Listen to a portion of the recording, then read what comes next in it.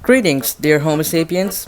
We are all aware of the new King Kong vs. Godzilla movie that is about to be released, and that has started off a very heated debate amongst the memers and amongst everyone, I should say, about who would be more likely to win, King Kong or Godzilla. And a lot of people have been saying that King Kong would be more liable to win since he is, well, monkey. But I beg to differ. So, what I did here is I will be offering a diplomatic solution to a very problematic issue.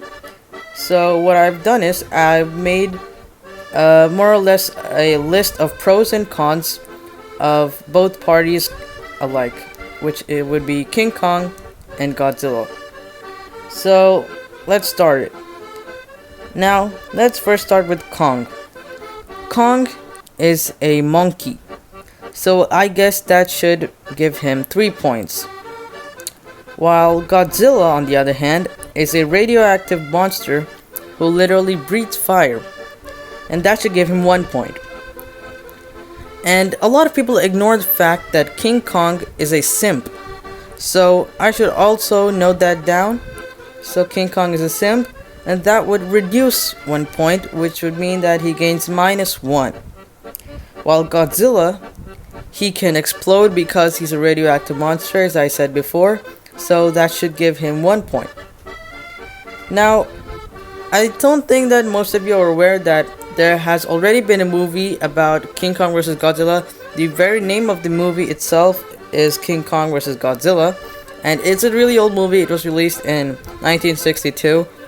So, in that movie, it concludes with King Kong almost quote unquote defeating Godzilla, but you can't really say that. You can say that in the fight, King Kong escapes and returns to the land, but Godzilla just disappears into the sea. So people just assume he died, but there could be possibilities that he's still alive.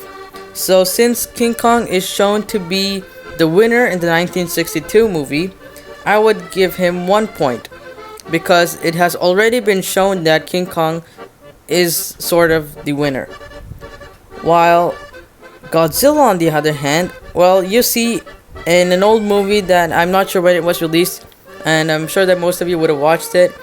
It was a pretty old movie about Godzilla destroying New York, cause why not? And she lays eggs, and if Godzilla lays eggs, then that probably means she's a woman. So that should give her 4 points. Because I don't want to end up in any feminist sort of problem over here. I'm just gonna give her 4 points. Because she's a woman.